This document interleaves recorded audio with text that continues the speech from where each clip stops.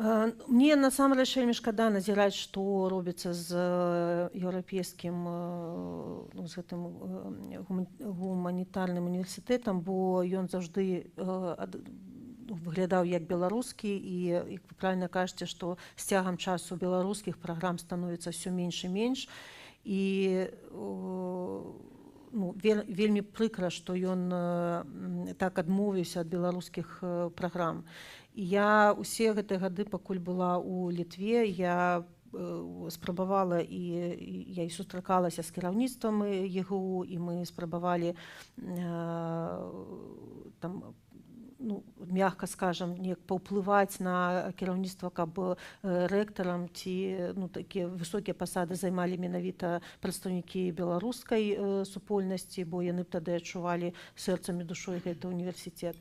Але ніякіх змен не адбываецца. Я ўпэўнена, што трэба такая сур'ёзная рэформа ЕГУ, і там павінна быць прынята рашэнне, ці гэта застаецца беларускім універсітэтам, і тады пераважна там павінны быць беларускія праграмы, ці проста, як вы кажаце, у разрад звычайных літоўскіх універсітэтаў. Але, канешне, гэта пытанне павінна падымацца бардом, і калі будзе таксама шмат заяў, прапаноў, лістоў ад беларусаў, што вы бачыце ў гэтым праблему, што беларускасці там няма ніякай, то гэта таксама можа паўплываць на і хуткасць прыняцця рашэнняў, і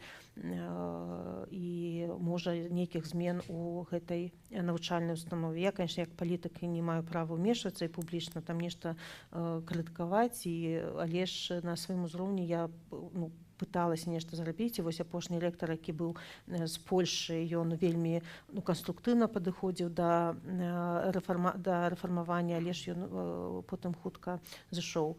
Але ж пытанне так, яно вострае, і яго, конечно, трэба было вырашыць.